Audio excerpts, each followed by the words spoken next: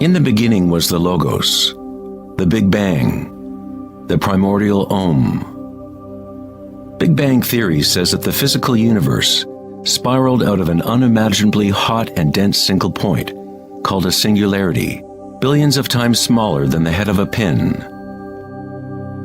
It does not say why or how. The more mysterious something is, the more we take for granted that we understand it.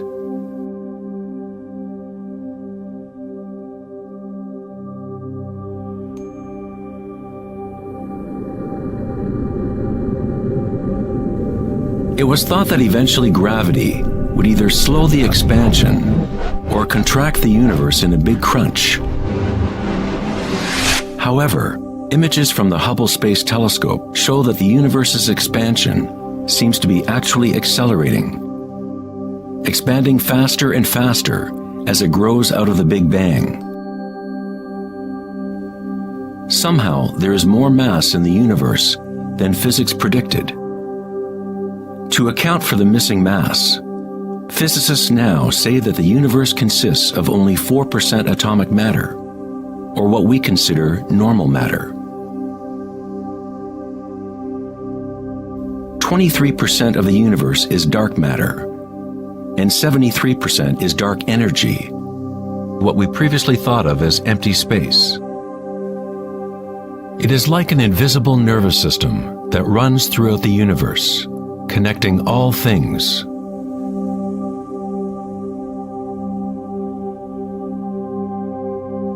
The ancient Vedic teachers taught Nada Brahma, the universe is vibration.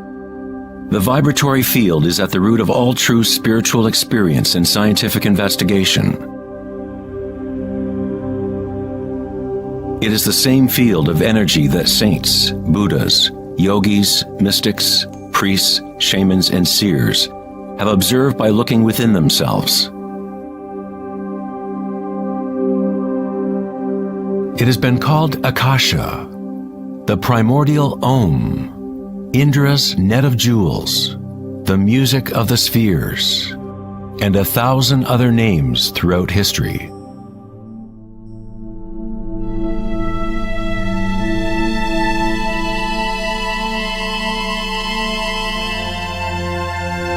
It is the common root of all religions.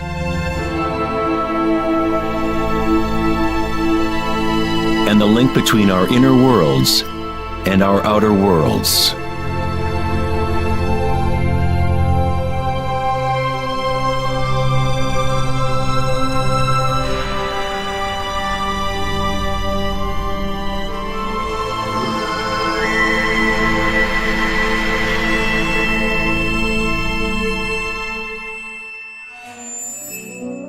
In Mahayana Buddhism in the 3rd century, they described a cosmology not unlike the most advanced physics of modern day. Indra's net of jewels is a metaphor used to describe a much older Vedic teaching, which illustrates the way the fabric of the universe is woven together. Indra, the king of the gods, gave birth to the sun and moves the winds and the waters. Imagine a spider web that extends into all dimensions. The web is made up of dewdrops, and every drop contains the reflection of all the other water drops. And in each reflected dewdrop, you will find the reflections of all the other droplets. The entire web in that reflection, and so on to infinity. Indra's web could be described as a holographic universe, where even the smallest stream of light contains the complete pattern of the whole.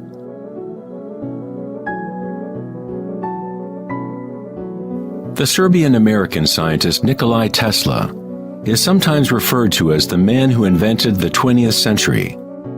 Tesla was responsible for discovering alternating current electricity and many other creations that are now part of everyday life.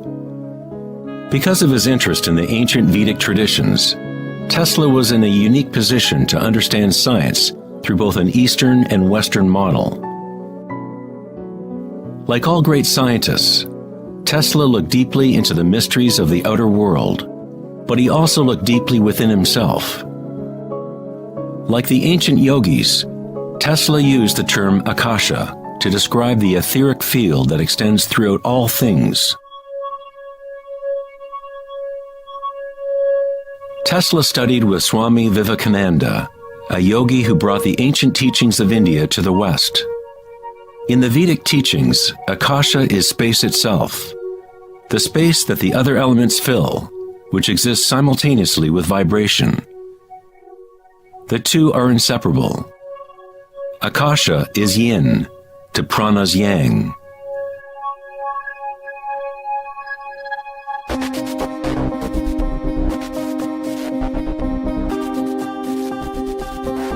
A modern concept that can help us to conceptualize akasha, or the primary substance, is the idea of fractals.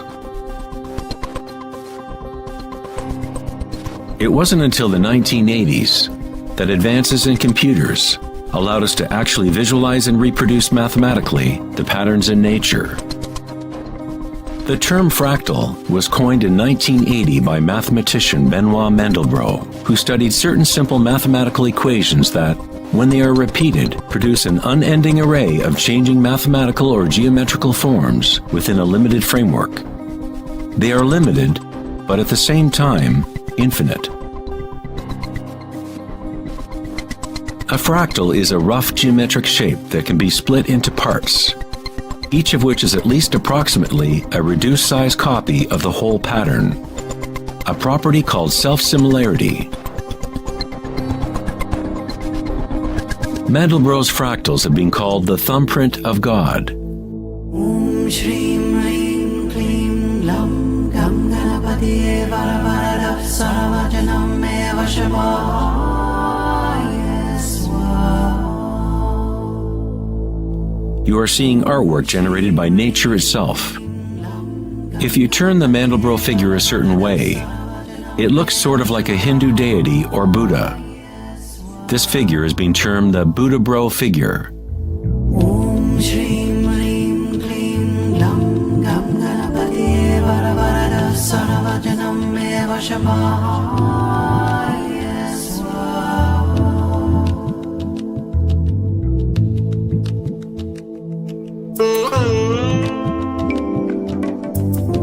If you look at some forms of ancient art and architecture, you will see that humans have long associated beauty and the sacred with fractal patterns.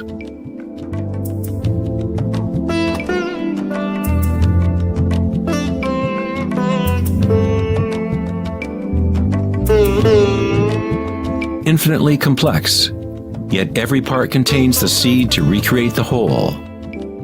Fractals have changed mathematicians' views of the universe and how it operates.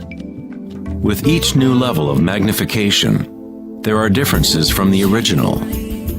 Constant change and transformation occurs as we traverse from one level of fractal detail to another. This transformation is the cosmic spiral, the embedded intelligence of the matrix of time-space.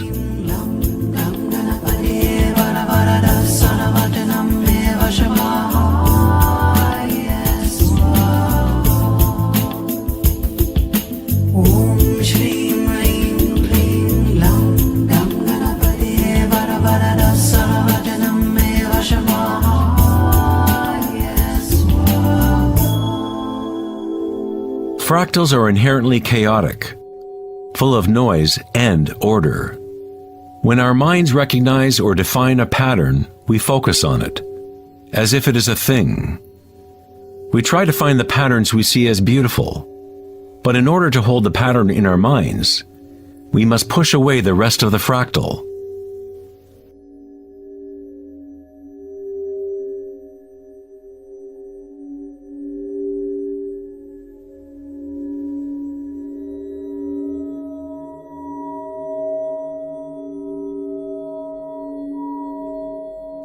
To comprehend a fractal with the senses is to limit its movement. All energy in the universe is neutral, timeless, dimensionless.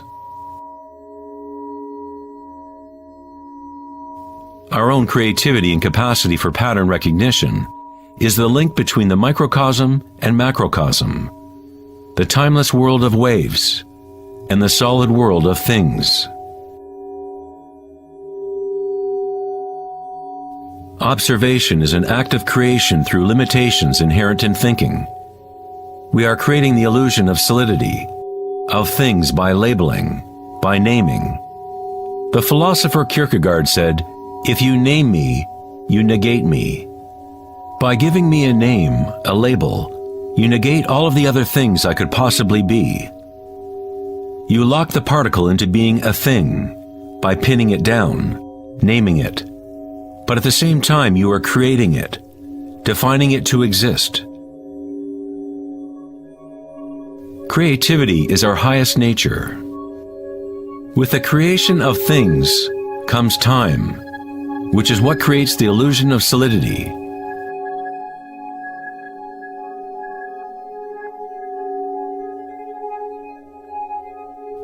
Einstein was the first scientist to realize that what we think of as empty space is not nothing. It has properties.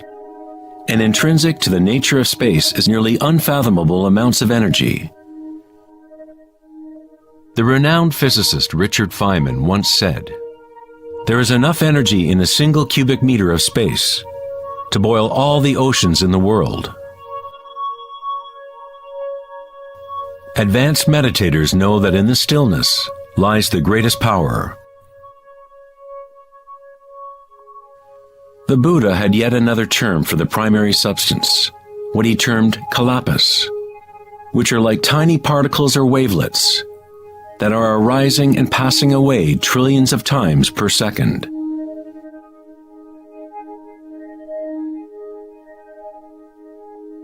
Reality is, in this sense, like a series of frames in a holographic film camera, moving quickly so as to create the illusion of continuity.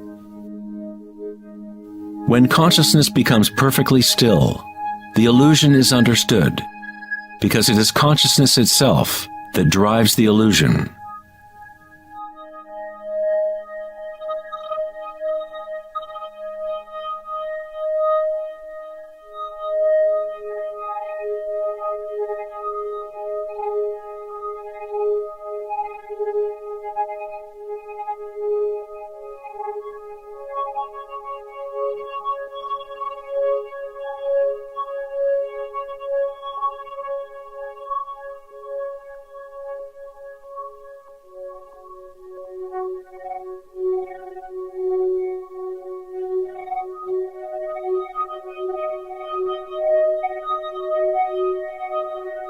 In the ancient traditions of the East, it has been understood for thousands of years that all is vibration. Nada Brahma, the universe is sound. The word nada means sound or vibration, and Brahma is the name for God. Brahma simultaneously is the universe and is the creator. The artist and the art are inseparable. In the Upanishads, one of the oldest human records from ancient India, it is said, Brahma the creator, sitting on a lotus, opens his eyes, and a world comes into being. Brahma closes his eyes, and a world goes out of being.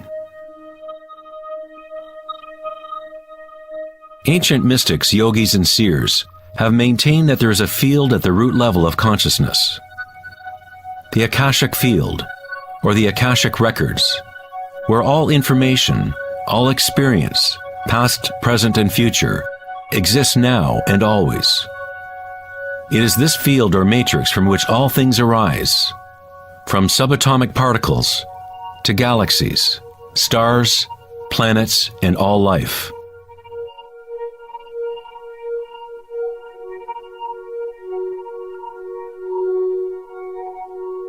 You never see anything in its totality, because it is made up of layer upon layer of vibration, and it is constantly changing, exchanging information with Akasha. A tree is drinking in the sun, the air, the rain, the earth. a world of energy moves in and out of this thing we call a tree. When the thinking mind is still, then you see reality as it is, all aspects together. The tree and the sky and the earth, the rain and the stars are not separate. Life and death, self and other, are not separate, just as the mountain and the valley are inseparable. In the Native American and other indigenous traditions, it is said that everything has spirit, which is simply another way of saying everything is connected to the one vibratory source.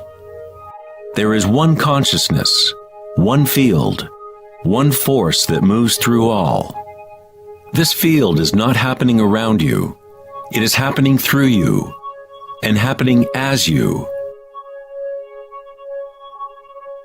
You are the you in universe. You are the eyes through which creation sees itself. When you wake from a dream, you realize that everything in the dream was you. You were creating it. So-called real life is no different.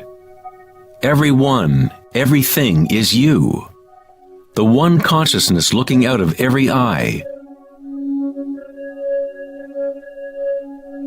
Under every rock.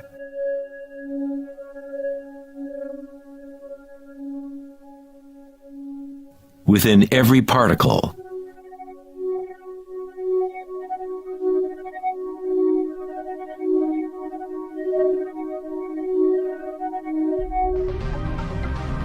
International researchers at CERN, the European Laboratory for Particle Physics, are searching for this field that extends throughout all things.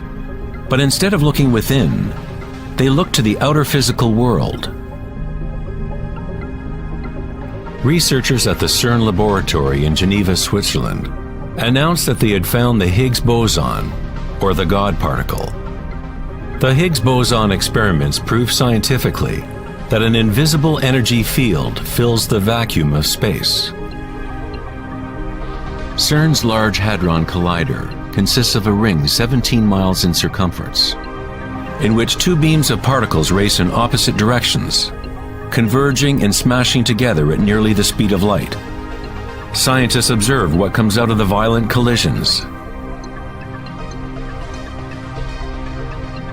The standard model cannot account for how particles get their mass.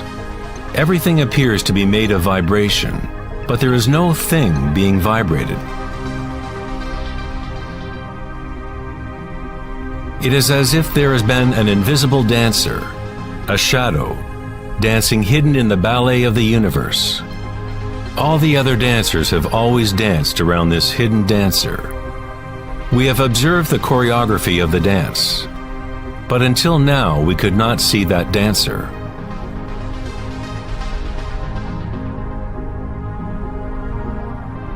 The so-called God particle, the properties of the base material of universe, the heart of all matter which would account for the unexplained mass and energy that drives the universe's expansion. But far from explaining the nature of the universe, the discovery of the Higgs boson simply presents an even greater mystery, revealing a universe that is more mysterious than we ever imagined. Science is approaching the threshold between consciousness and matter. The eye with which we look at the primordial field and the eye with which the field looks at us are one and the same.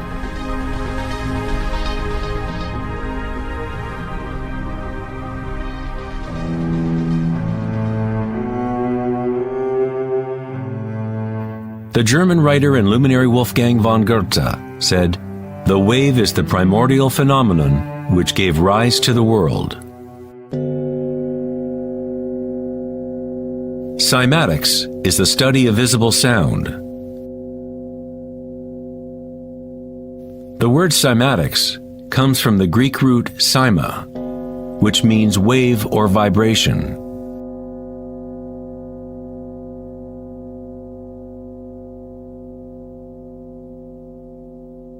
One of the first Western scientists to seriously study wave phenomena was Ernst Chladni, a German musician and physicist who lived in the 18th century.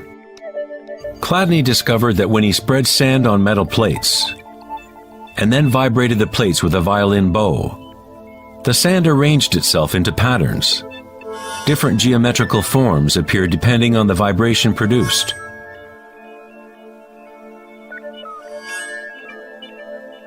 Chladni recorded an entire catalog of these shapes, and they are referred to as Chladni figures. Many of these patterns can be found throughout the natural world, such as the markings of the tortoise, or the spot patterns of a leopard.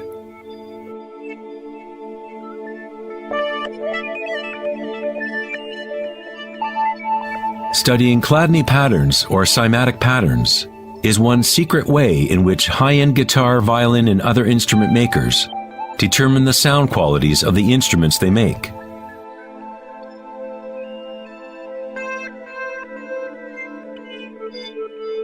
Hans Jenny expanded on Chladni's work in the 1960s. Using various fluids and electronic amplification to generate sound frequencies, and coined the term cymatics. If you run simple sine waves through a dish of water, you can see patterns in the water. Depending on the frequency of the wave, different ripple patterns will appear. The higher the frequency, the more complex the pattern. These forms are repeatable, not random. The more you observe, the more you start to see how vibration arranges matter into complex forms from simple repeating waves. This water vibration has a pattern similar to a sunflower.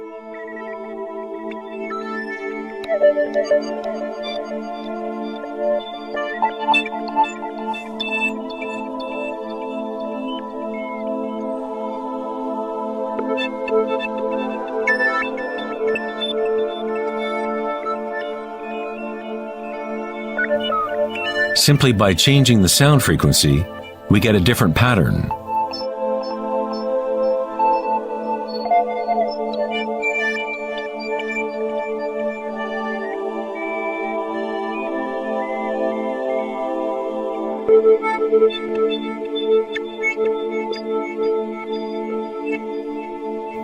Water is a very mysterious substance.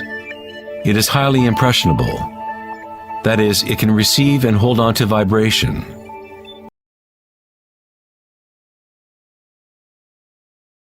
Resonate. The water responds instantaneously to all types of sonic waves. Vibrating water and earth make up the majority of mass in plants and animals. It is easy to observe how simple vibrations in water can create recognizable natural patterns. But as we add solids and increase the amplitude, things get even more interesting. Adding cornstarch to water, we get more complex phenomena.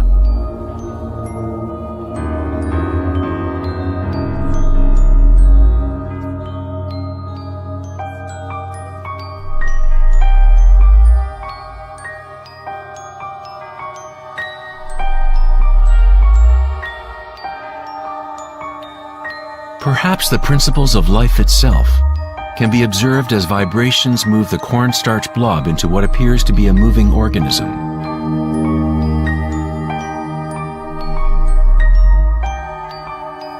The animating principle of the universe is described in every major religion, using words that reflect the understanding of that time in history. In the language of the Incas, the largest empire in pre-Columbian America, the word for human body is Alpa Kamasca, which means literally, animated earth. In Kabbalah, or Jewish mysticism, they talk about the divine name of God, the name that cannot be spoken. It cannot be spoken because it is a vibration that is everywhere. It is all words, all matter. Everything is the sacred word. The tetrahedron is the simplest shape that can exist in 3 dimensions. Something must have at least 4 points to have physical reality. The triangle structure is nature's only self-stabilizing pattern. In the Old Testament, the word tetragrammaton was often used to represent a certain manifestation of God. It was used when talking about the Word of God, or the special name of God, Logos or primordial Word.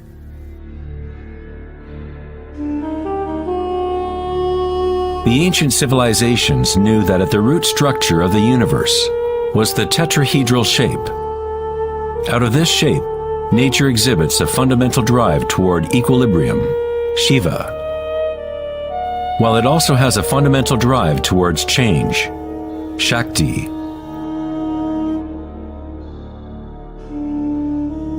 In the Bible, the Gospel of John usually reads, "In the beginning was the Word," but in the original text, the term used was logos.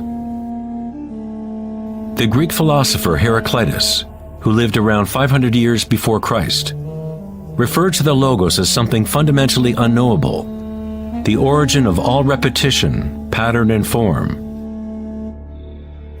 The Stoic philosophers who followed the teachings of Heraclitus identified the term with the divine animating principle pervading the universe.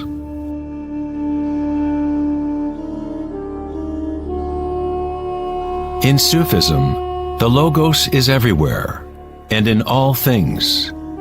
It is that out of which the unmanifest becomes manifest.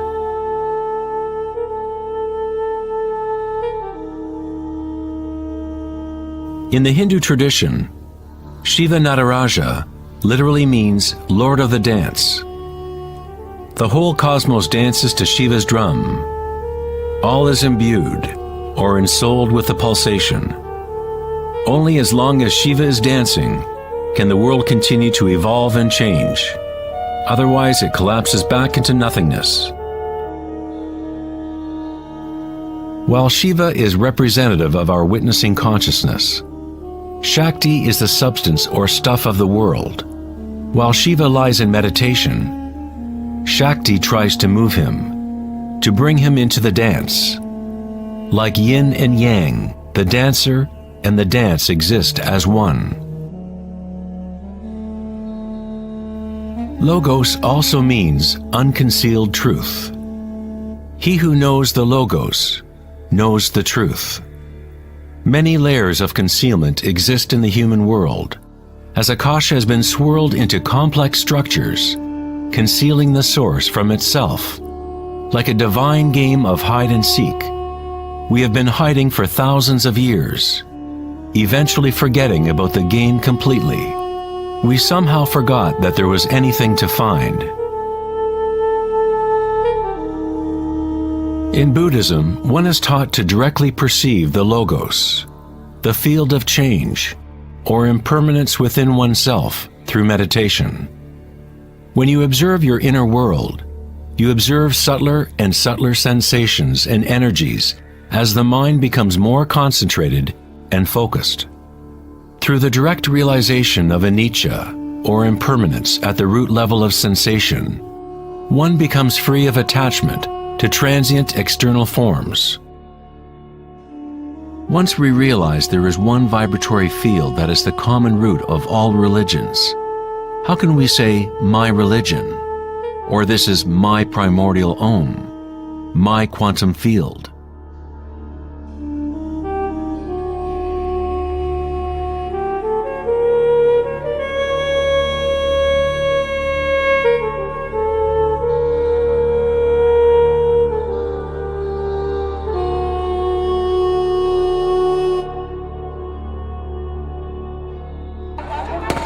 The true crisis in our world is not social, political, or economic. Our crisis is a crisis of consciousness, an inability to directly experience our true nature, an inability to recognize this nature in everyone and in all things.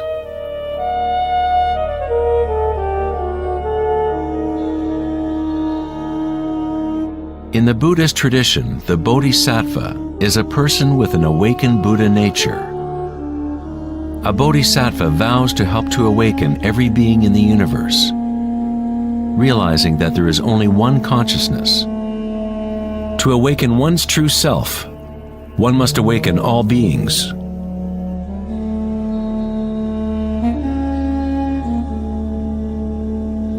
There are innumerable sentient beings in the universe.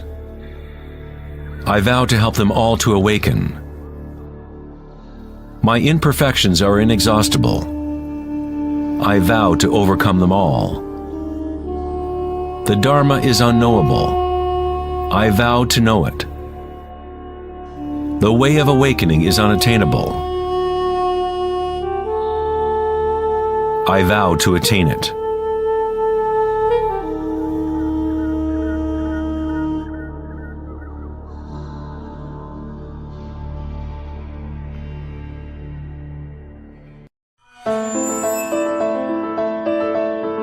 The Pythagorean philosopher Plato hinted enigmatically that there was a golden key that unified all of the mysteries of the universe. It is this golden key that we will return to time and again throughout our exploration. The golden key is the intelligence of the Logos, the source of the primordial Om. One could say that it is the mind of God. With our limited senses, we are observing only the outer manifestation of the hidden mechanics of self-similarity. The source of this divine symmetry is the greatest mystery of our existence. Many of history's monumental thinkers, such as Pythagoras, Kepler, Leonardo da Vinci, Tesla, and Einstein, have come to the threshold of the mystery. Einstein said, "The most beautiful thing we can experience is the mysterious. It is the source of all true art and science. He to whom this emotion is a stranger, who can no longer pause to wonder and stand wrapped in awe, is as good as dead. His eyes are closed." We are in the position of a little child entering a huge library filled with books in many different languages. The child knows someone must have written those books. It does not know how. It does not understand the languages in which they are written. The child dimly suspects a mysterious order in the arrangement of the books, but doesn't know what it is. That, it seems to me, is the attitude of even the most intelligent human being toward God. We see a universe marvelously arranged and obeying certain laws. Our limited minds cannot grasp the mysterious force that moves the constellations. Every scientist who looks deeply into the universe, and every mystic who looks deeply within the self, eventually comes face to face with the same thing: the primordial spiral.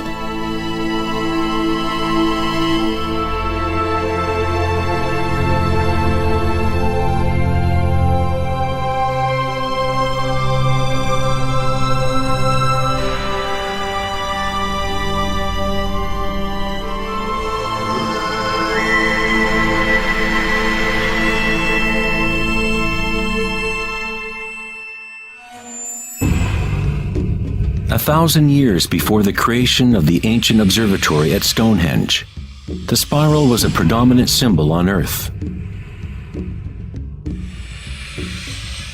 Ancient spirals can be found in all parts of the globe. Thousands of ancient spirals such as these can be found all over Europe, North America and New Mexico, Utah, Australia, China, Russia, virtually every indigenous culture on Earth. The ancient spirals symbolize growth, expansion, and cosmic energy embodied within the sun and the heavens. The spiral form is mirroring the macrocosm of the unfolding universe itself. In native traditions, the spiral was the energetic source, the primordial mother. The Neolithic spirals at Newgrange, Ireland date back 5,000 years.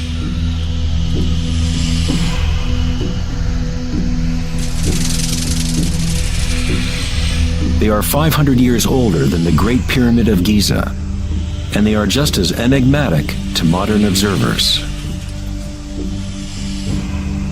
The spiral goes back to a time in history when humans were more connected to the Earth. to the cycles and spirals of nature, a time when humans were less identified with thoughts. The spiral is what we perceive to be the torque of the universe. Prana, or creative force, swirls akasha into a continuum of solid forms. Found at all levels between the macrocosm and the microcosm, from spiral galaxies to weather systems, to the water in your bathtub, to your DNA,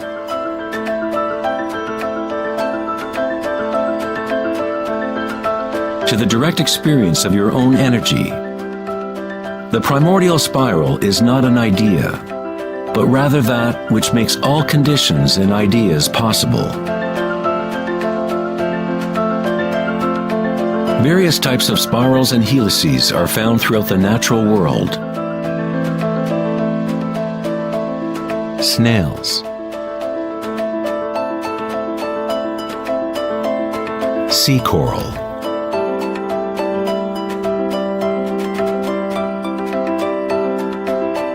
spiderwebs,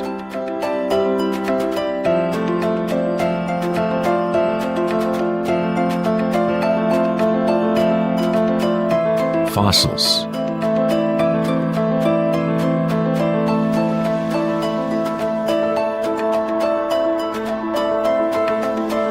seahorses' tails,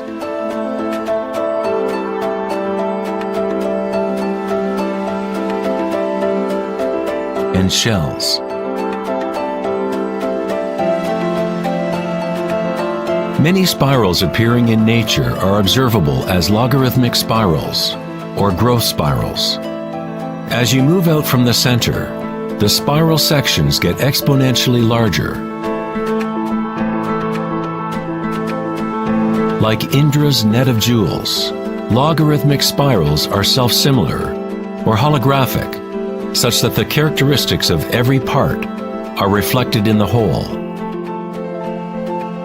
2,400 years ago in ancient Greece, Plato considered continuous geometric proportion to be the most profound cosmic bond. The golden ratio, or divine proportion, was nature's greatest secret. The golden ratio can be expressed as the ratio of A plus B to A is the same as the ratio of A to B. To Plato, the world's soul binds together into one harmonic resonance. The same pentagonal pattern that exists in a starfish or in a slice of okra can be seen in the path of the planet Venus, traced in the night sky over an 8-year period.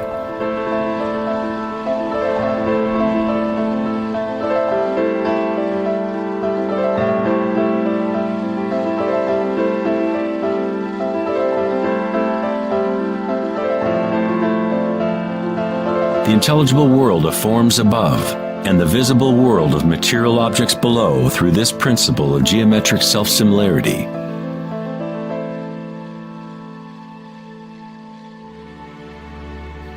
From the self-similar spiral patterns of the Romanesco broccoli to the arms of galaxies, logarithmic spirals are a ubiquitous and archetypal pattern. Our own Milky Way galaxy has several spiral arms which are logarithmic spirals with a pitch of about 12 degrees. The greater the pitch of the spiral, the tighter the turns. When you observe a plant growing in time-lapse video, you witness it dancing with the spiral of life.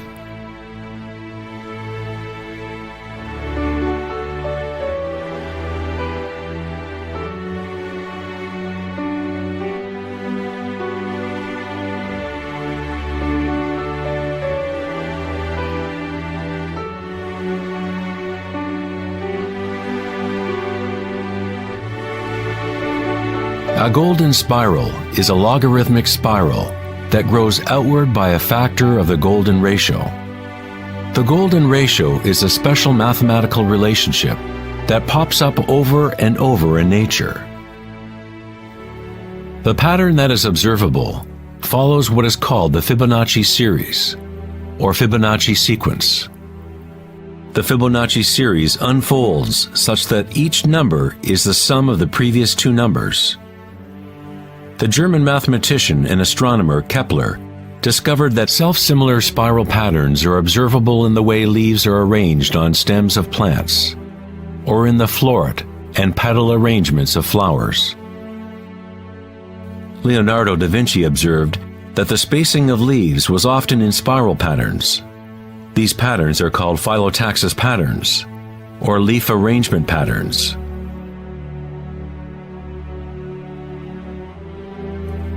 Phyllotaxis arrangements can be seen in self-organizing DNA nucleotides.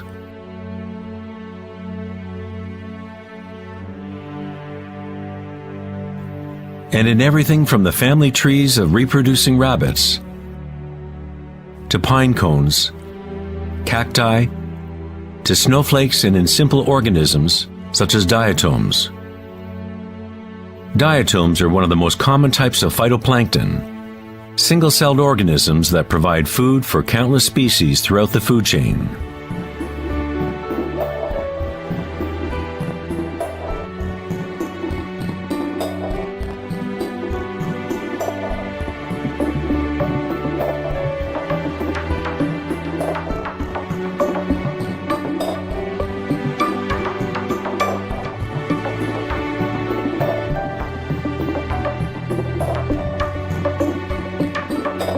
How much math do you need to know to be a sunflower or a bee?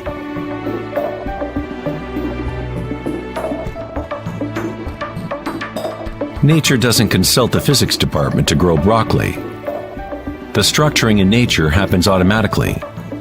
Scientists in the field of nanotechnology use the term self-assembly to describe the way complexes are formed, such as in the initial hexagonal phase of DNA formation.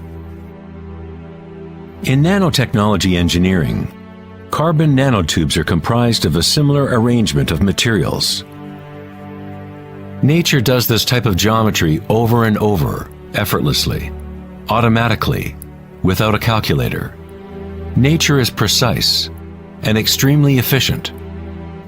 According to the famous architect and author Buckminster Fuller, these patterns are a function of time-space. DNA and honeycomb are the shape that they are for the same reason a bubble is round.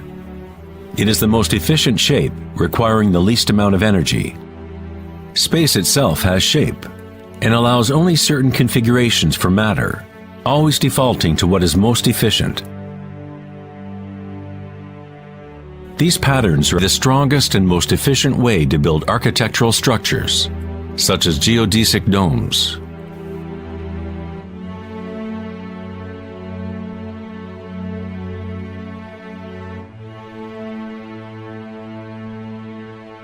Logarithmic spiral patterns allow plants maximum exposure to insects for pollination, maximum exposure to sunlight and rain, and allow them to efficiently spiral water towards their roots. Birds of prey use the logarithmic spiral pattern to stalk their next meal. Flying in a spiral is the most efficient way to hunt.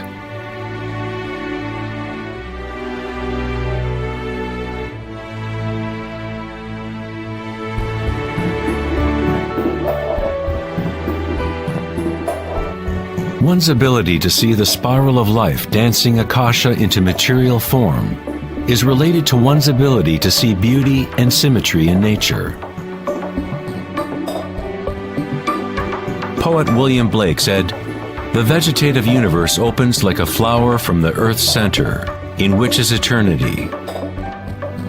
It expands from stars to the mundane shell, and there it meets eternity again, both within and without."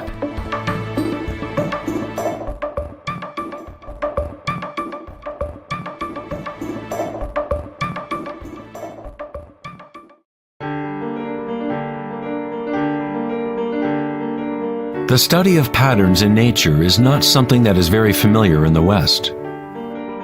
But in ancient China, this science was known as Li, Li reflects the dynamic order and pattern in nature.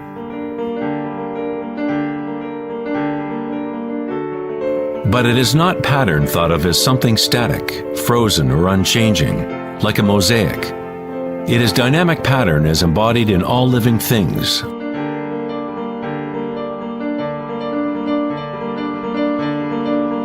The arteries of leaves, the markings of the tortoise and the vein patterns on rocks are all expressions of nature's secret language in art. The labyrinth is one of many Li patterns. It is found in coral structures, mushrooms like the morel, cabbages, and in the human brain. The cellular pattern is another common form in nature. There are a myriad of different cellular structures, but all have a similar orderliness defined by their purpose and function.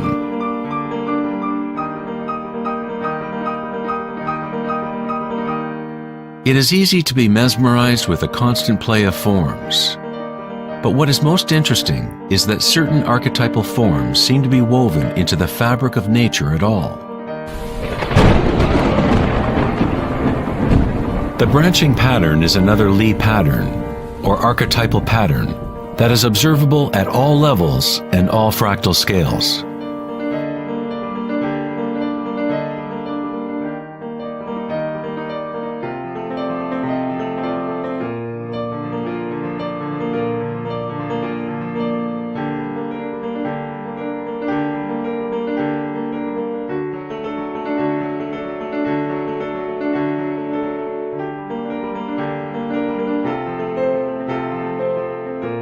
Take for example this incredible image of a supercomputer simulation known as the Millennium Run, showing the distribution of dark matter in the local universe. It was created by the Max Planck Society in Germany. Dark matter is essentially what we previously thought of as empty space. It is like an invisible nervous system that runs throughout the universe.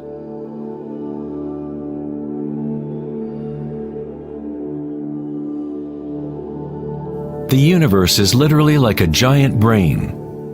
It is constantly thinking, using a type of dark or hidden energy that science is only starting to understand. Through this immense network, unfathomable energy moves, providing the momentum for the expansion and growth of the universe.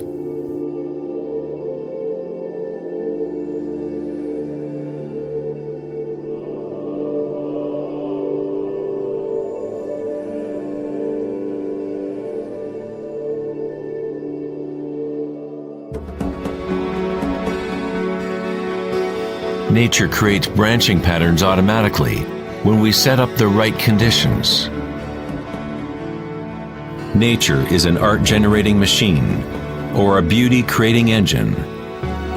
Here, electricity is being used to grow silver crystal branches. The footage is time-lapsed as they grow over several hours. The crystals form on the aluminum cathode, as ions are electrodeposited from a silver nitrate solution. The formation is self-organizing. You are seeing artwork generated by nature itself. Johann Wolfgang von Goethe said, "Beauty is a manifestation of secret natural laws, which otherwise would have been hidden from us forever."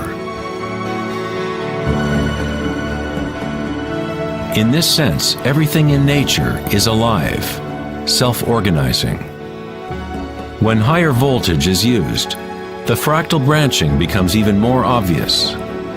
This is happening in real time.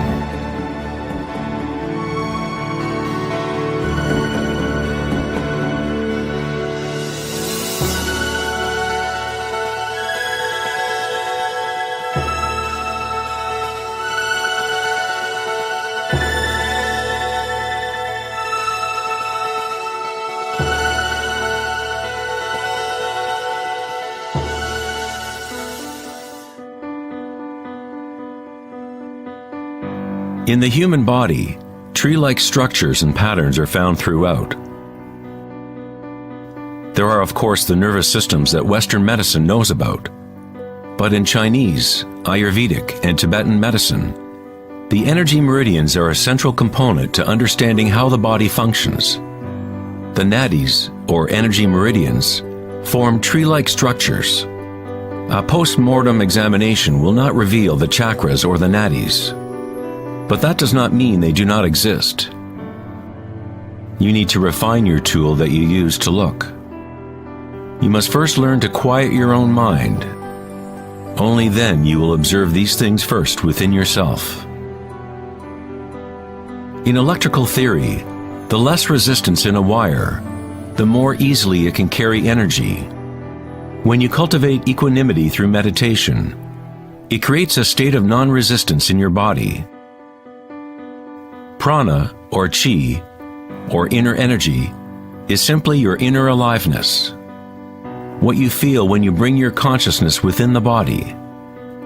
The subtle wires within your body that carry prana, the nadis, become able to move more and more pranic energy through the chakras. Your wiring becomes stronger as you use it, as you allow energy to flow. Wherever consciousness is placed, chi or energy will begin to flow and physical connections blossom. Within the brain and nervous system, physical wiring patterns become established by repetition. By continually placing your attention within and lowering resistance to the sensations you are experiencing, you increase your energetic capacity.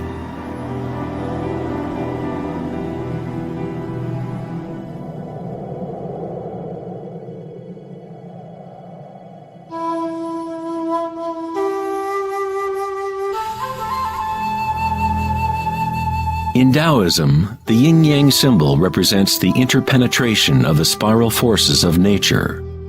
The yin-yang is not two and not one. The ancient concept of the hara is represented by a yin-yang, or spiral swirl. It is the power center located in the belly below the navel. Hara means literally sea or ocean of energy. In China, the hara is called the lower dantian. In many forms of Asian martial arts, the warrior with strong hara is said to be unstoppable. In the samurai tradition, one form of ritual suicide, or seppuku, was harakiri, was often mispronounced as harikiri. It means to impale one's hara, thereby cutting off one's chi or energy channel. Moving from this center creates the grounded, graceful movement that you see not only in martial arts,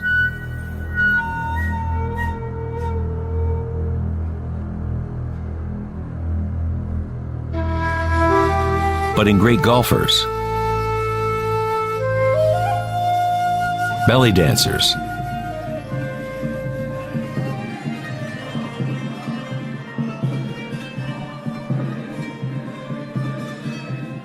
and Sufi whirling dervishes.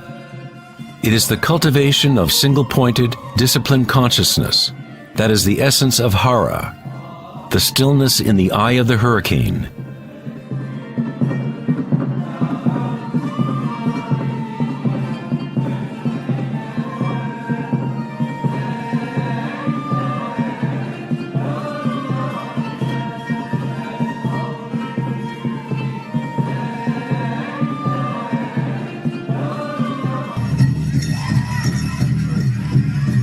It is the gut instinct and connection to one's energy source.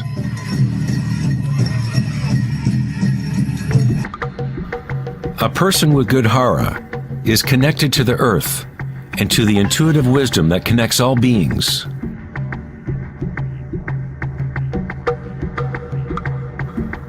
To think with your belly, hara dekanganase, is to tap into your inner wisdom.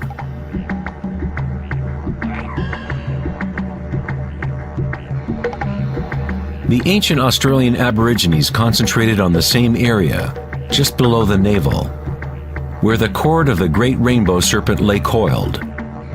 Again, a representation of the evolutionary energy in humankind.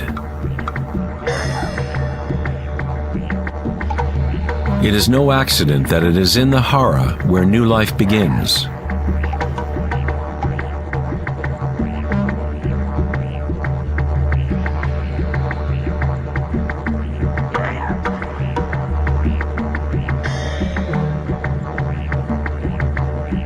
The enteric nervous system, sometimes referred to as the gut brain, is capable of maintaining a complex matrix of connections similar to the brain in the head, with its own neurons and neurotransmitters.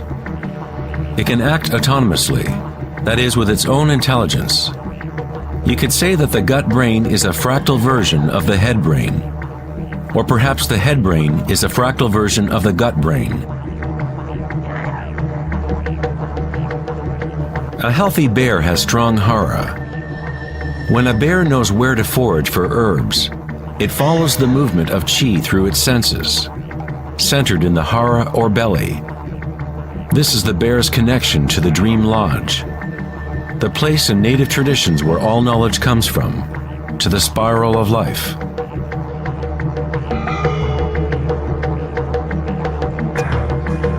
But how did ancient peoples know about the spiral, if modern science is just now starting to recognize its significance?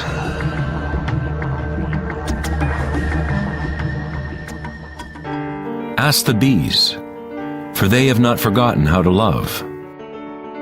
Bees have a special connection to the source, as part of a symbiotic system, helping beauty and diversity to flourish. They are a bridge between the macrocosm and the microcosm. There is one heart that connects all, a hive mind, if you will. Like an open brain, the hive sends out its dreams into the world to be manifested.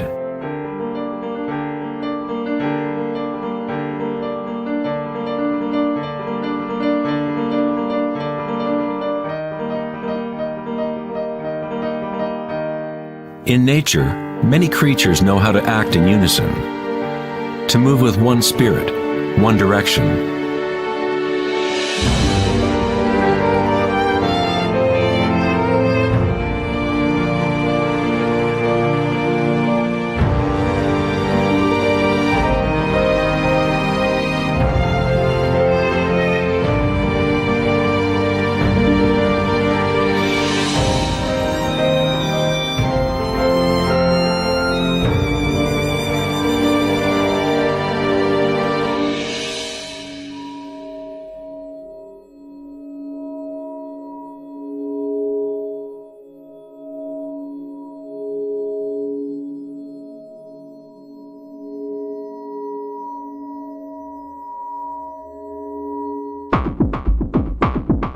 But not all benefit the other species around them. For example, the locust will devour everything in its path.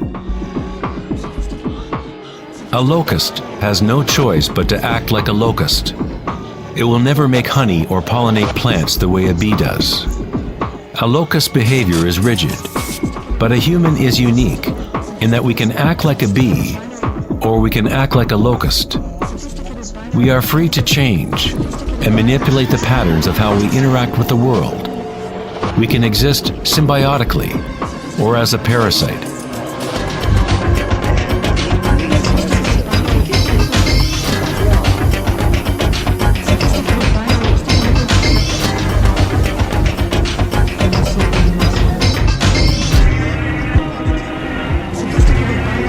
Today, humans try to understand the spiral with the rational mind.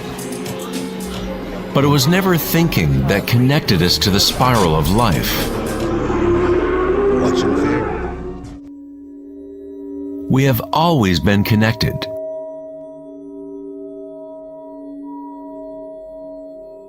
Thinking has been what keeps us in the illusion of separateness, within our own identities. Thinking is the creation of separateness, the experience of limitation. The more we align with thought, the more removed we become from the source. Ancient cultures that were less thought-oriented align themselves with the spiral in a more direct and personal way than we do today. In ancient India, Kundalini is a representation of one's inner energy, which moves in snake-like or helix-like pattern up the spine.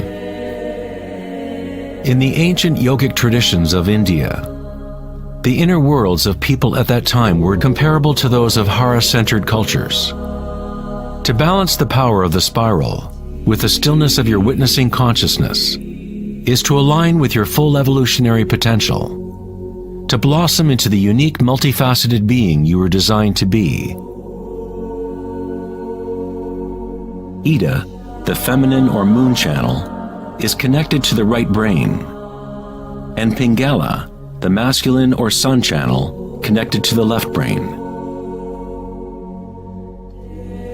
When these two channels are in balance, energy flows up a third channel, Sushumna, along the center of the spine, energizing the chakras and unlocking one's full evolutionary potential. The word chakra is an ancient Sanskrit word meaning energy wheel. Kundalini is nothing less than the primordial spiral that dances your human life into existence. It is a different order of energy than we normally understand, like a bridge from gross matter to the most subtle energies. You are that bridge. Kundalini is not energy that can be forced by will, effort, and friction. It is analogous to growing a flower. All we can do as good gardeners is prepare the soil in proper conditions and let nature take its course.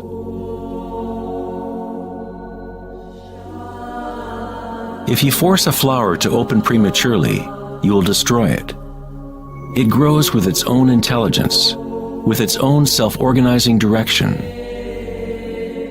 The egoic mind, which fixates on the outer world, is what keeps you from experiencing your true inner vibratory nature. When consciousness is turned within, it becomes like the sun's rays, and the lotus within begins to grow. As Kundalini awakens within oneself, one begins to see the signature of the spiral in all things, in all patterns within and without. This spiral is the link between our inner worlds and our outer worlds.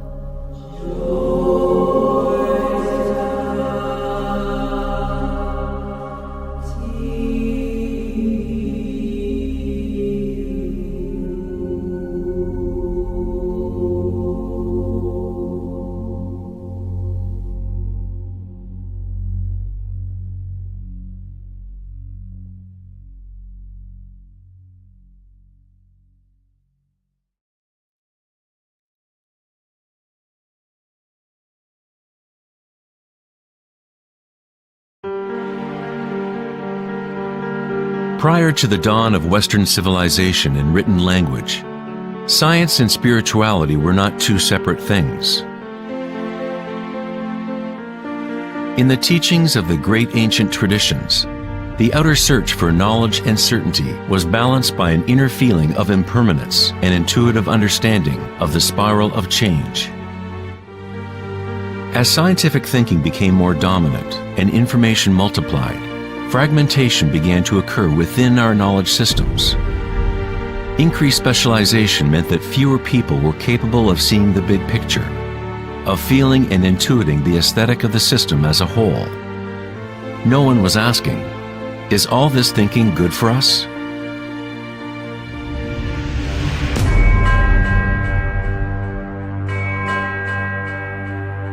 The ancient knowledge is here in our midst, hidden in plain view, but we are too preoccupied with our thoughts to recognize it. This forgotten wisdom is the way to restore the balance between the inner and the outer, yin and yang, between the spiral of change and the stillness at our core.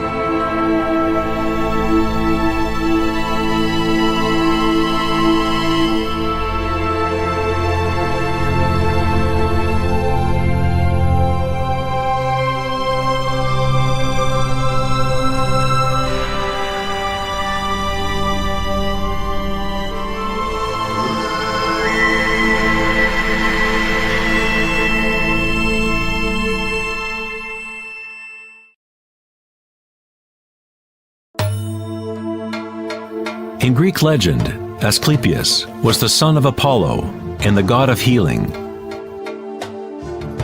His wisdom and skills at healing were unsurpassed, and he is said to have discovered the secret of life and death itself.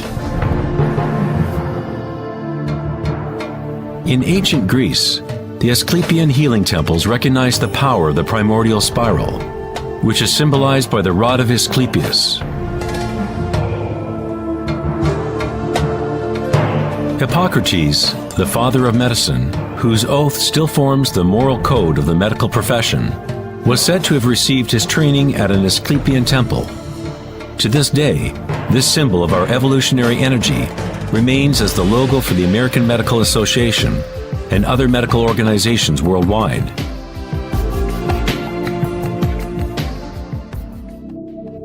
In Egyptian iconography, the snake and bird represent the duality or polarity of human nature.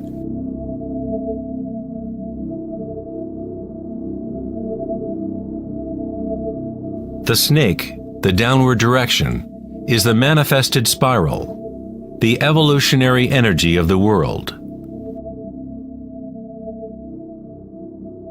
The bird is the upward direction, the upward current oriented towards the sun, or awakened single-pointed consciousness, the emptiness of Akasha.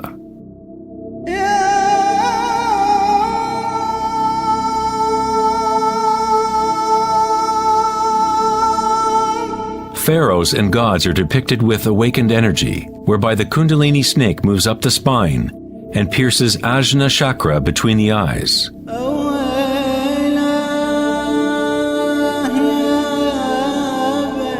This is referred to as the Eye of Horus. In the Hindu tradition, the bindi is also representative of the third eye, the divine connection to spirit.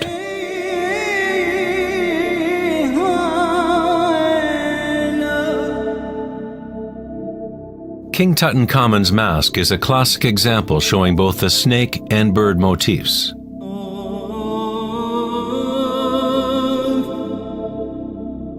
The Mayan and Aztec traditions combine the serpent and bird motif into one god, Quetzalcoatl or Kukulkan. The winged serpent god represents the awakened evolutionary consciousness, or awakened Kundalini.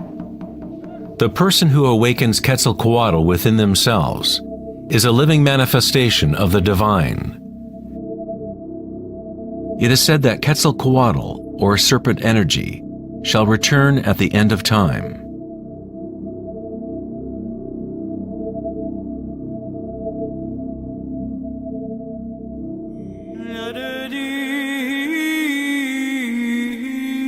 The snake and bird symbols can be found within Christianity as well. Their true meaning may be more deeply encrypted, but the meaning is the same as in other ancient traditions. In Christianity, the bird or dove, often seen above Christ's head, represents Holy Spirit, or Kundalini Shakti, as it rises to the sixth chakra and beyond. The Christian mystics called Kundalini by another name, Holy Spirit. In John 3:12, it says, "And as Moses lifted up the serpent in the wilderness, so must the Son of Man be lifted up." Jesus and Moses awakened their Kundalini energy, bringing awakened consciousness to the unconscious reptilian forces that drive human craving. Jesus was said to have spent 40 days and nights in the desert, during which time he was tempted by Satan. Similarly, the Buddha was tempted by Mara as he sat to reach enlightenment under the Bodhi tree, or wisdom tree. Both Christ and Buddha had to turn away from the lure of sensory pleasures and worldly grasping.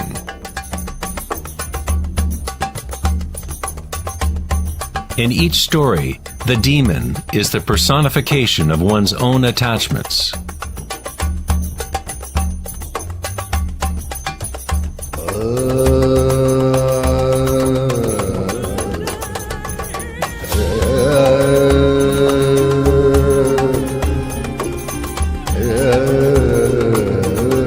If we read the Adam and Eve story in the light of the Vedic and Egyptian traditions, we find that the serpent guarding the tree of life is Kundalini.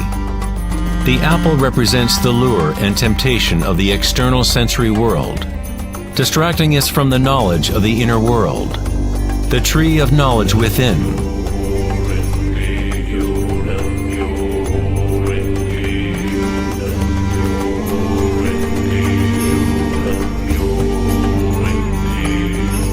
The tree is simply the network of nadis, or energy meridians within ourselves, which literally form tree-like structures throughout the body.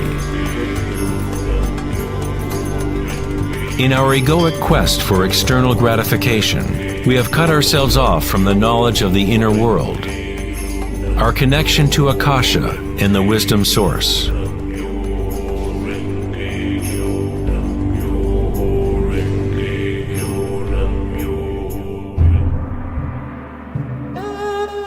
Many of the world's historical myths about dragons can be read as metaphors for the inner energies of the cultures in which they are embedded. In China, the dragon is still a sacred symbol representing happiness. Like the Egyptian pharaohs, ancient Chinese emperors who had awakened their evolutionary energies were represented by the winged snake or dragon. The royal totem of the Jade Emperor, or Celestial Emperor, shows a balance similar to Ida and Pingala. The yin and yang of Taoism, awakening the pineal center, or what in Taoism is called the upper dantian.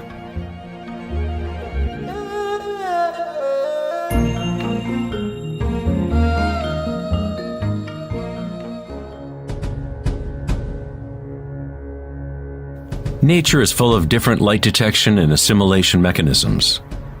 For example, a sea urchin can actually see with its spiky body, which acts as one big eye. Urchins detect light striking their spines and compare the beam's intensities to get a sense of their surroundings.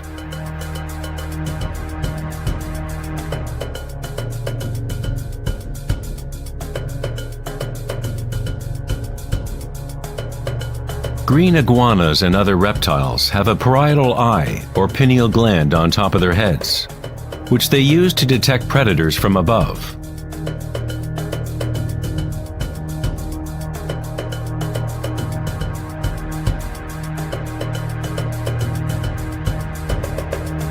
The human pineal gland is a small endocrine gland that helps to regulate waking and sleeping patterns.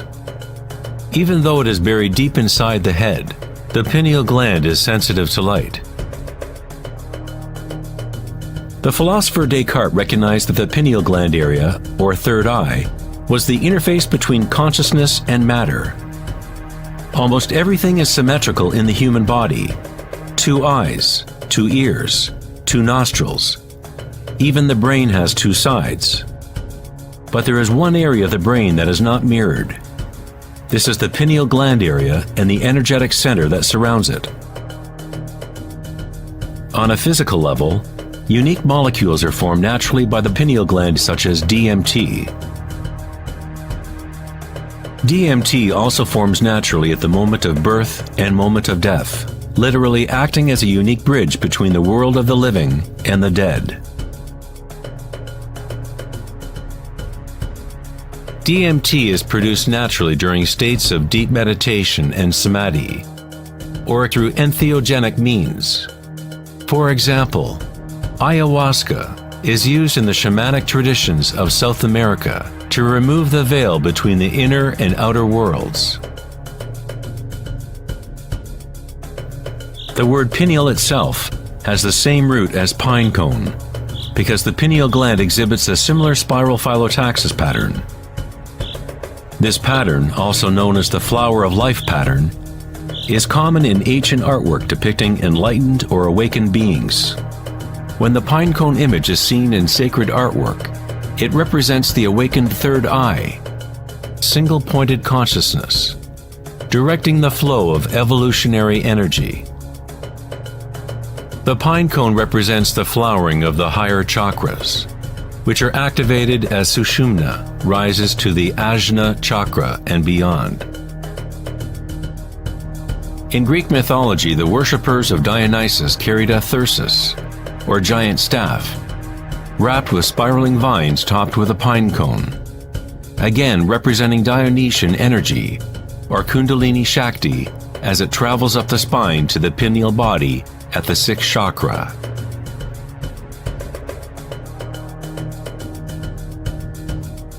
In the heart of the Vatican, you might expect a giant sculpture of Jesus or Mary, but instead we find a giant pine cone statue, indicating that in Christian history, there may have been knowledge of the chakras in Kundalini, but for whatever reason it was kept from the masses. The official church explanation is that the pine cone is a symbol of regeneration and represents new life in Christ.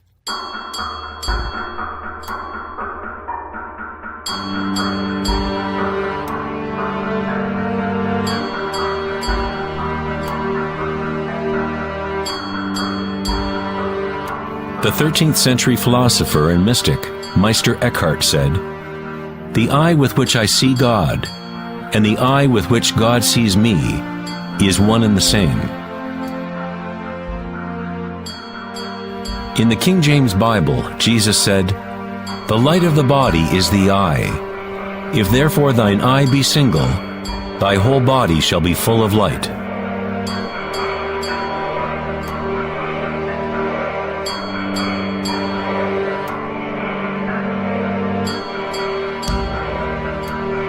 The Buddha said, "The body is an eye." In a state of samadhi, one is both the seer and the seen. We are the universe aware of itself.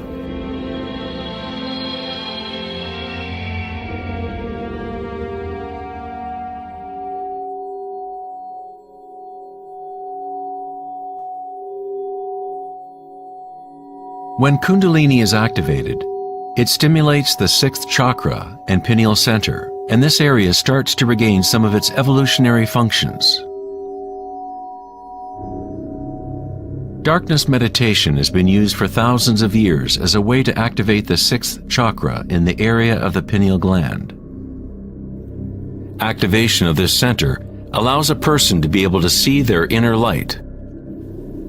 Whether it is the proverbial yogi or shaman retreating deep into a cave, or Taoist or Mayan initiate, or a Tibetan monk, all traditions incorporate a period of time during which one goes into the darkness. The pineal gland is the gateway to being able to experience one's subtle energy directly. The philosopher Nietzsche said, "If you stare into the abyss long enough, eventually you find the abyss stares back at you."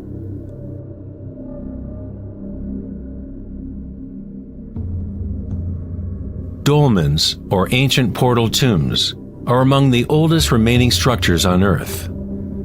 Most date to the Neolithic period of 3000 to 4000 BC, and some in Western Europe are 7000 years old. The dolmen was used to enter into perpetual meditation, as a way for a human to bridge the inner and outer worlds.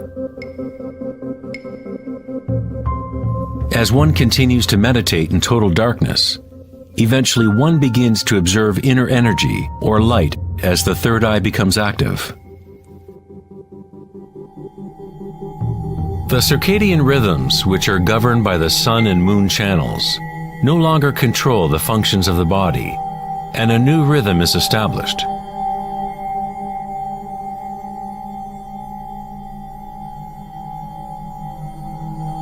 The seventh chakra, for thousands of years, has been represented by the Om symbol, a symbol which is constructed by Sanskrit signs representing the elements.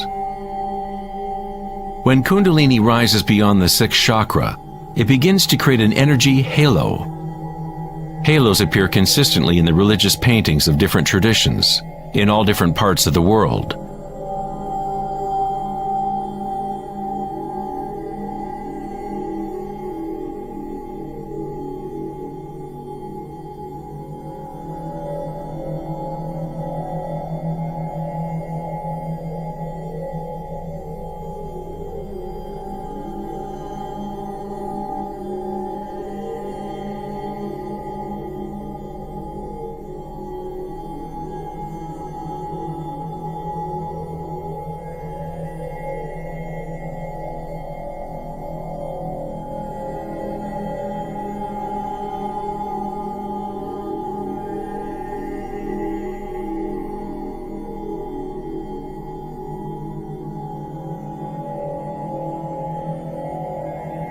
The halo, or the depiction of an energy signature around an awakened being, is common to virtually all religions in all parts of the world. The evolutionary process of awakening the chakras is not the property of one group or one religion. It is the birthright of every human being on the planet.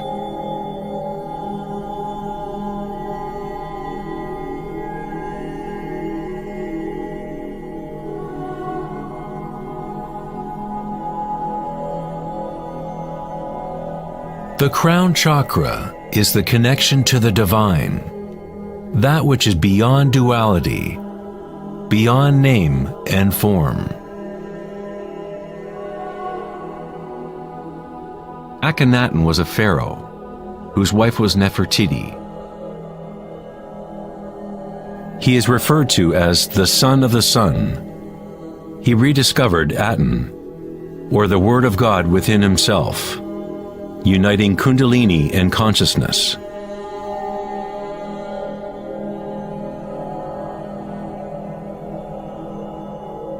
In Egyptian iconography, once again the awakened consciousness is represented by the solar disk, seen above the heads of gods or awakened beings.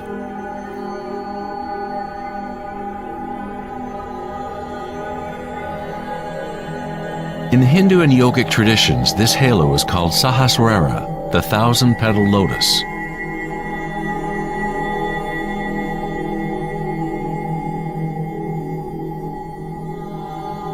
The Buddha is associated with the symbol of the lotus. The phyllotaxis pattern is the same pattern as can be found in a blooming lotus. It is the flower of life pattern, the seed of life. It is the fundamental pattern into which all forms fit. It is the very shape of space itself, or a quality inherent to Akasha.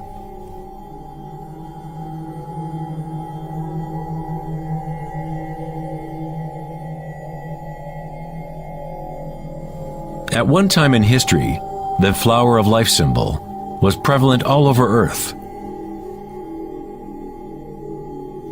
The flower of life is found guarded by lions at the entrance of the most holy places in China and other parts of Asia.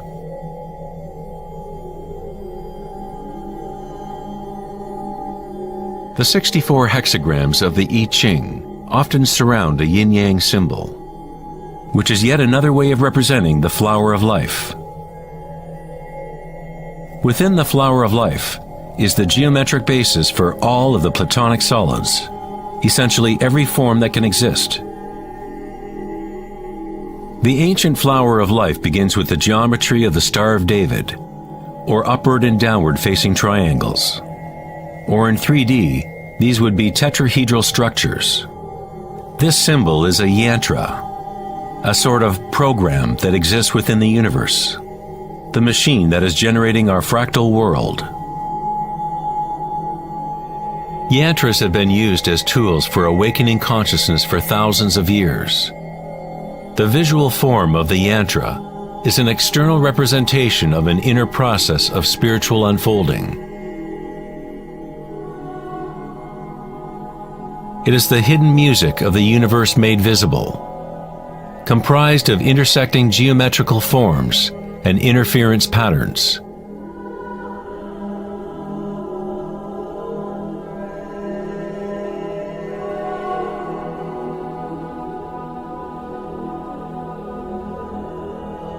Each chakra is a lotus, a yantra, a psychophysiological center through which the world can be experienced.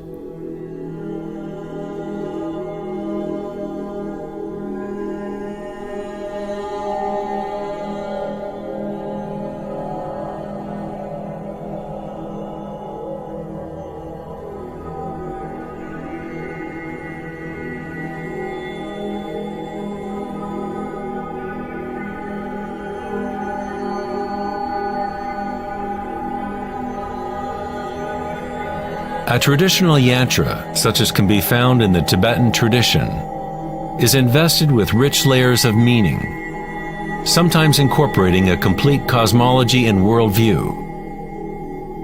The yantra is a constantly evolving pattern which works through the power of repetition or iteration of a cycle. The power of the yantra is all but lost in today's world because we seek meaning only in the external form, and we do not connect it to our inner energies through intention.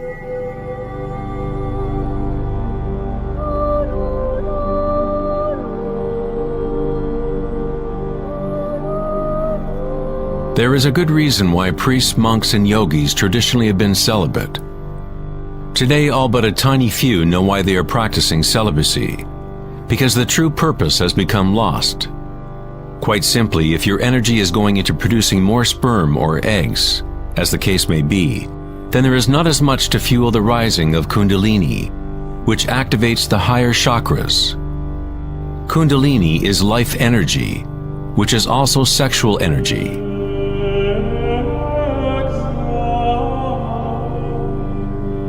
When awareness becomes less focused on animal urges and is put into the objects reflective of the higher chakras, that energy flows up the spine and to those chakras.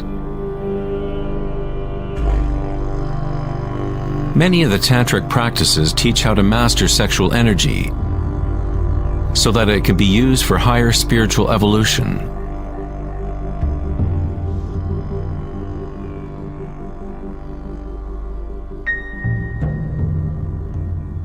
Your state of consciousness creates the right conditions for your energy to be able to grow. Entering a state of consciousness takes no time. As Eckhart Tolle says, awareness and presence always happen in the now. If you are trying to make something happen, then you are creating resistance to what is. It is the removing of all resistance that allows evolutionary energy to unfold. In the ancient yogic tradition, yoga postures were used to prepare the body for meditation. Hatha yoga was never intended solely as an exercise regime, but as a way to link one's inner and outer worlds. The Sanskrit word hatha means sun, ha, and moon, tha. In the original Yoga Sutras of Patanjali, the purpose of the 8 limbs of yoga are the same as the Buddha's Eightfold Path: to liberate one from suffering. When the polarities of the dual world are in balance, a third thing is born. We find the mysterious golden key that unlocks the evolutionary forces of nature. This synthesis of the sun and moon channels is our evolutionary energy.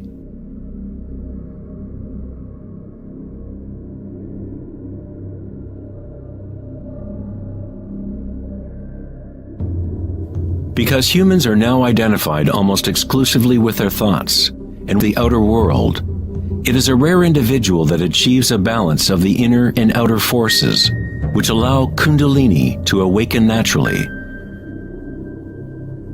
For those identified only with the illusion, Kundalini will always remain a metaphor, an idea, rather than a direct experience of one's energy and consciousness.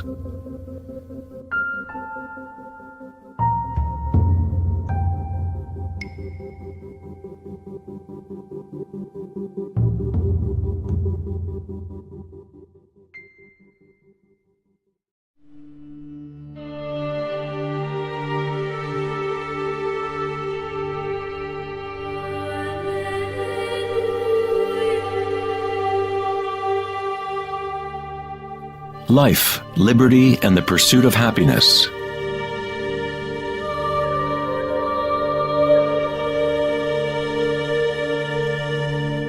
We live our lives pursuing happiness out there, as if it is a commodity. We have become slaves to our own desires and craving.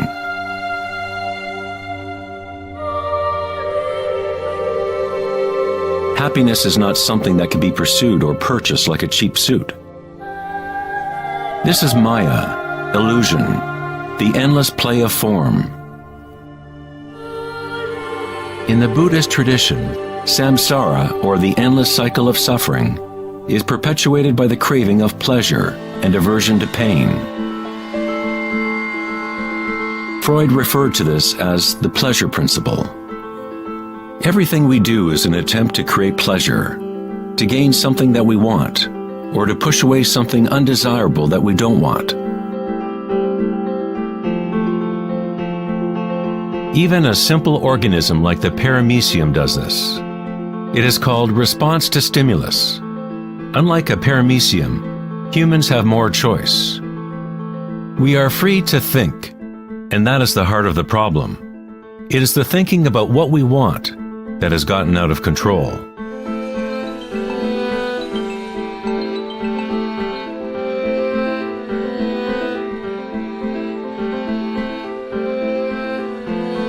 Safety systems armed.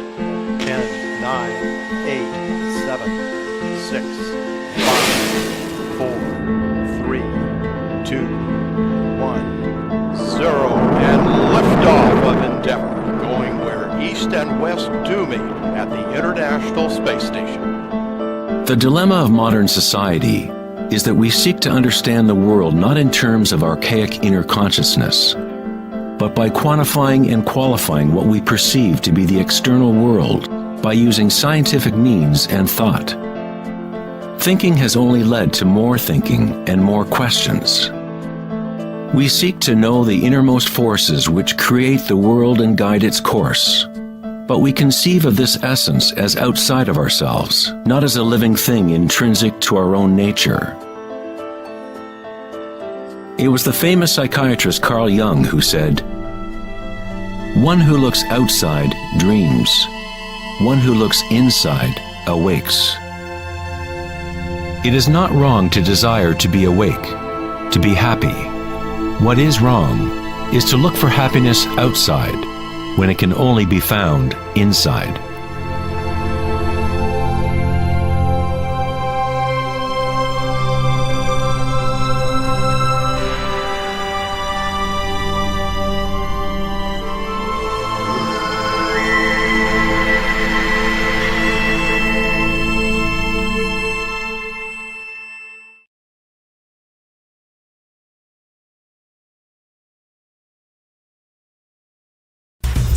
On August 4th, 2010, at the Techonomy Conference in Lake Tahoe, California, Eric Schmidt, CEO of Google, mentioned an astounding statistic.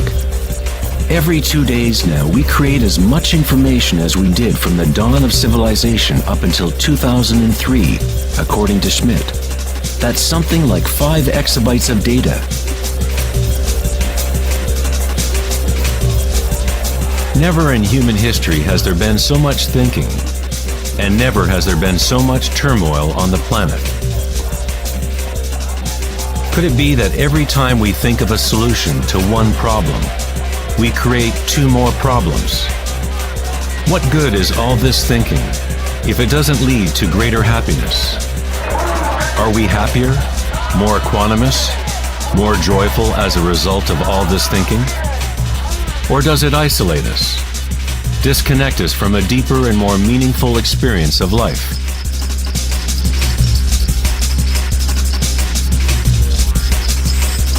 Thinking, acting, and doing must be brought into balance with being.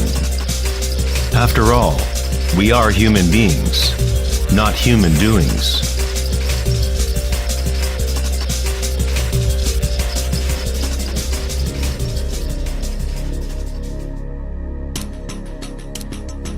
We want change, and we want stability at the same time. Our hearts have become disconnected from the spiral of life, the law of change, as our thinking minds drive us towards stability, security, and pacification of the senses. With a morbid fascination, we watch killings, tsunamis, earthquakes, and wars. We constantly try to occupy our mind, fill it with information. TV shows streaming from every conceivable device, games and puzzles, text messaging, and every possible trivial thing. We let ourselves become mesmerized with the endless stream of new images, new information, new ways to tantalize and pacify the senses. At times of quiet inner reflection, our hearts may tell us that there is more to life than our present reality, that we live in a world of hungry ghosts, endlessly craving and never satisfied.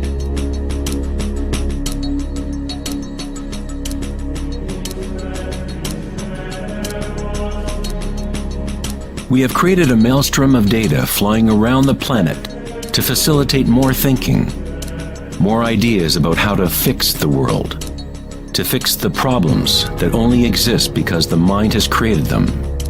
Thinking has created the whole big mess that we are in right now. We wage wars against diseases, enemies, and problems. The paradox is that whatever you resist persists. The more you resist something, the stronger it gets. Like exercising a muscle, you are actually strengthening the very thing you want to rid yourself of.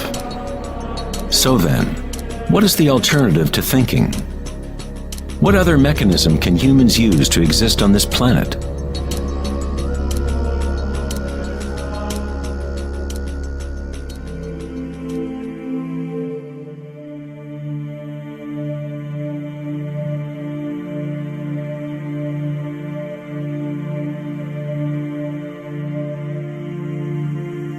While Western culture in recent centuries has focused on exploring the physical by using thought and analysis, other ancient cultures have developed equally sophisticated technologies for exploring inner space. It is the loss of the connection to our inner worlds that has created imbalance on our planet. The ancient tenet, know thyself, has been replaced with a desire to know and experience the outer world of form. Answering the question, who am I, is not simply a matter of describing what is on your business card.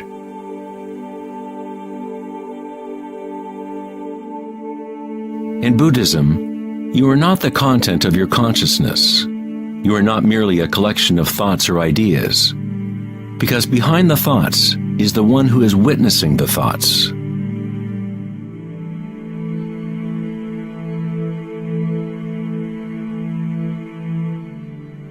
The imperative know thyself is a Zen koan, an unanswerable riddle.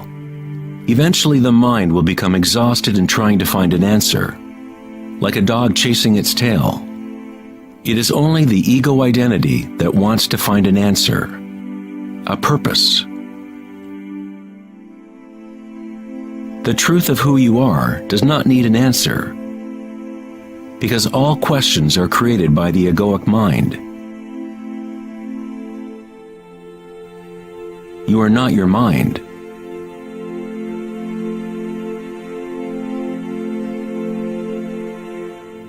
The truth lies not in more answers, but in less questions. As Joseph Campbell said, I don't believe people are looking for the meaning of life as much as they are looking for the experience of being alive.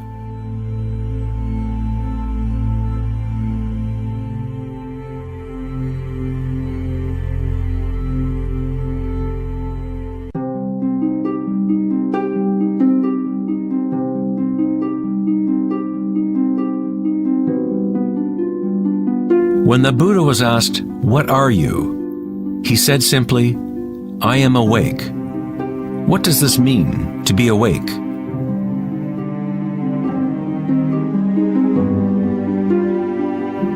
The Buddha does not say exactly, because the flowering of each individual life is different. But he does say one thing: it is the end of suffering.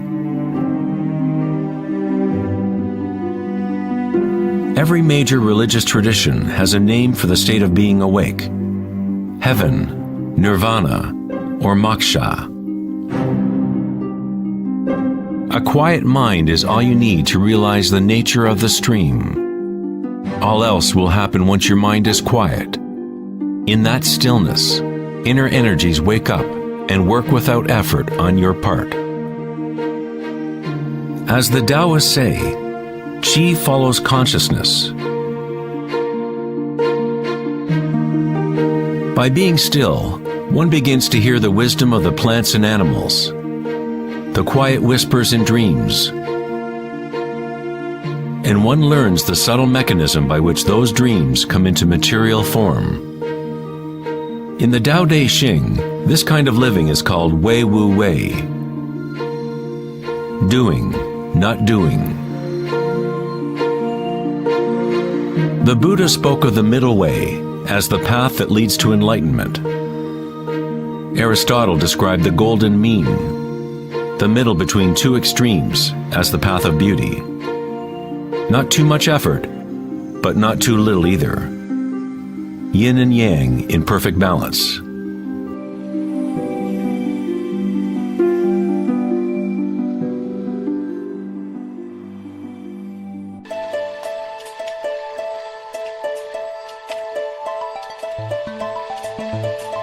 Vedanta's notion of Maya, or illusion, is that we do not experience the environment itself, but rather a projection of it, created by thoughts. Of course, your thoughts let you experience the vibratory world in a certain way, but our inner equanimity need not be contingent on external happenings. The belief in an external world, independent of the perceiving subject, is fundamental to science. But our senses only give us indirect information. Our notions about this mind-made physical world are always filtered through the senses, and therefore always incomplete. There is one field of vibration underlying all of the senses. People with a condition called synesthesia sometimes experience this vibratory field in different ways. Synesthetes can see sounds as colors or shapes, or associate qualities of one sense with another. Synesthesia refers to a synthesis or intermingling of the senses. The chakras in the senses are like a prism, filtering a continuum of vibration.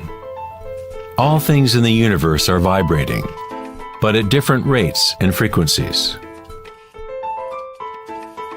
The Eye of Horus is made up of 6 symbols, each representing the senses. Like the ancient Vedic system, thought is considered to be a sense.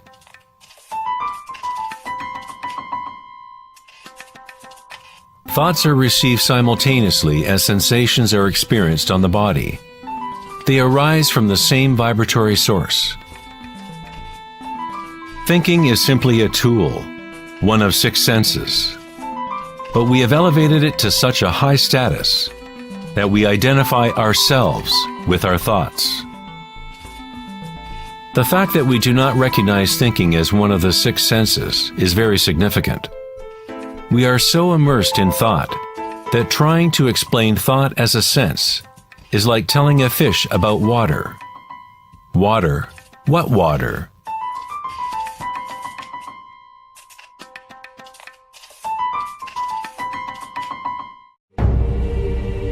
In the Upanishads, it is said, "Not that which the eye can see, but that whereby the eye can see. Know that to be Brahman, the eternal, and not what people here adore. Not that which the ear can hear, but that whereby the ear can hear. Know that to be Brahman, the eternal, and not what people here adore. Not that which speech can illuminate, but that by which speech can be illuminated. Know that to be Brahman, the eternal, and not what people here adore."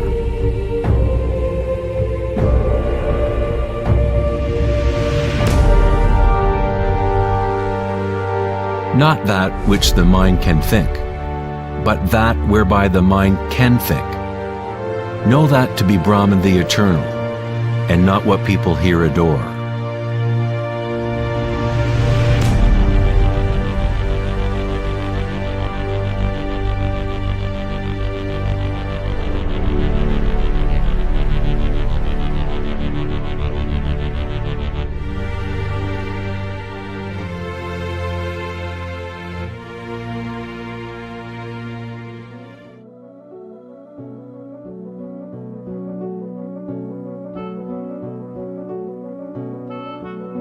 In the last decade, great advances have taken place in the area of brain research.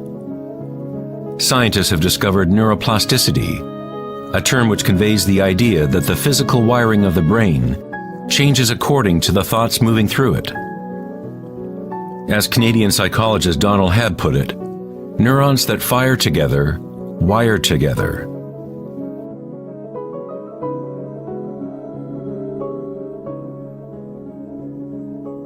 Neurons wire together most when a person is in a state of sustained attention.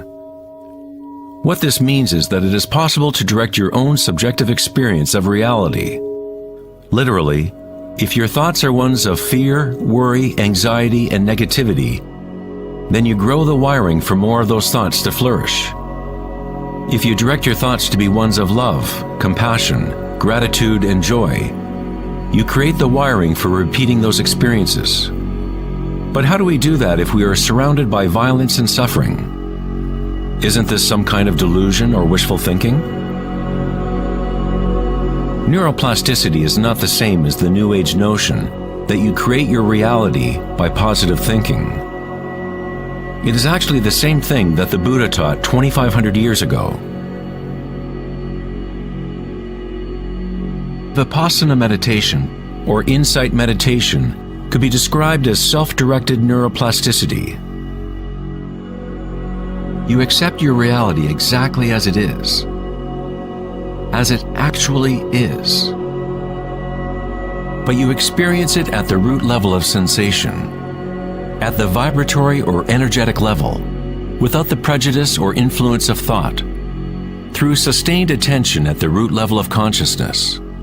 The wiring for an entirely different perception of reality is created.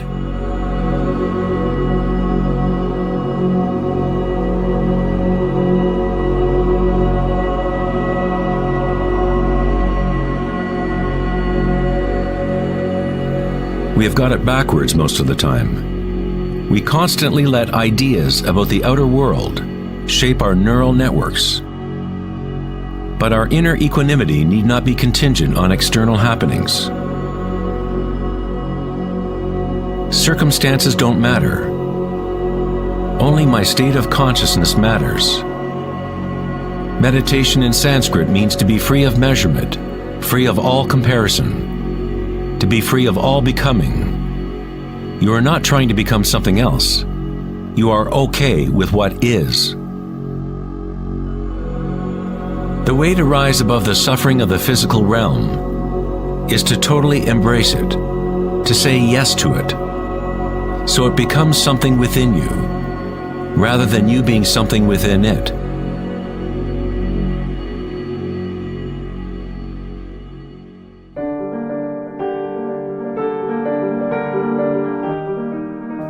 How does one live in such a way that consciousness is no longer in conflict with its content?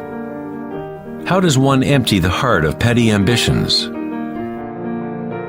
There must be a total revolution in consciousness, a radical shift in orientation from the outer world to the inner. It is not a revolution brought about by will or effort alone, but also by surrender, acceptance of reality as it is.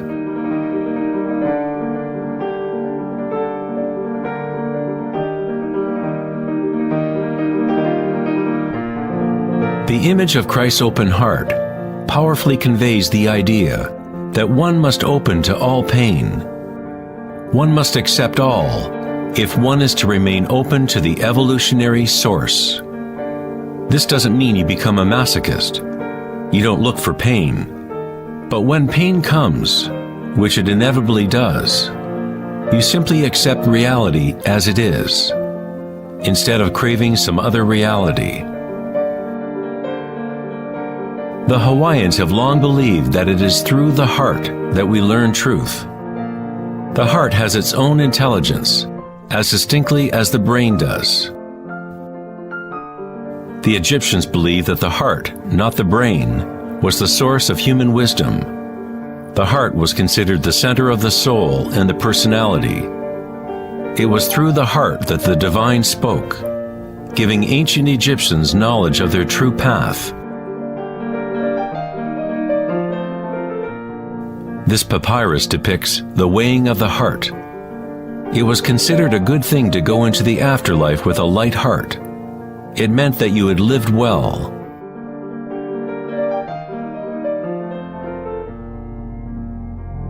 One universal or archetypal stage that people experience in the process of awakening the heart center is the experience of one's own energy as the energy of the universe.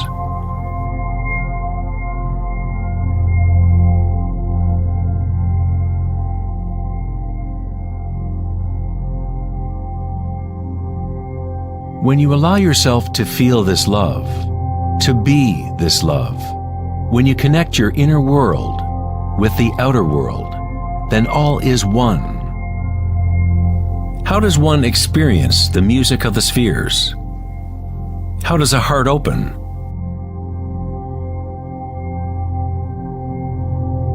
Sri Ramana Maharshi said, "God dwells in you, as you, and you don't have to do anything to be God realized or self-realized. It is already your true and natural state. Just drop all seeking, turn your attention inward, and sacrifice your mind to the one self, radiating in the heart of your very being. For this to be your own presently lived experience, self-inquiry is the one direct and immediate way.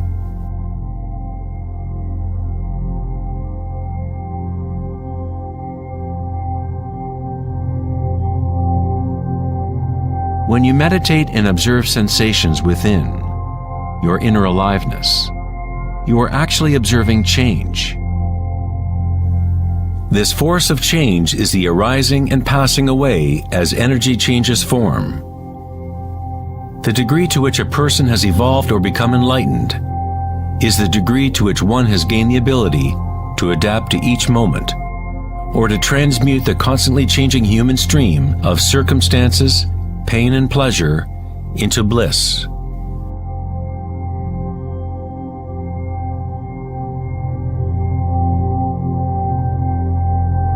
Leo Tolstoy, author of War and Peace, said, "Everyone thinks of changing the world, but no one thinks of changing him or herself."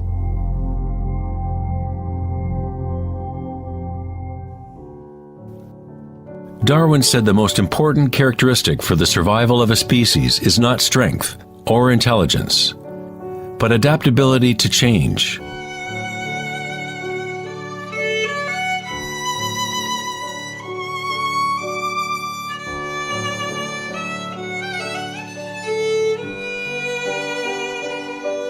One must become adept at adapting. This is the Buddhist teaching of anicca.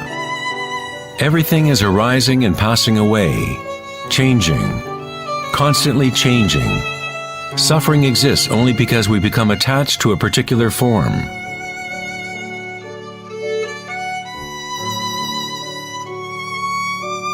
When you connect to the witnessing part of yourself with the understanding of anicca, bliss arises in the heart.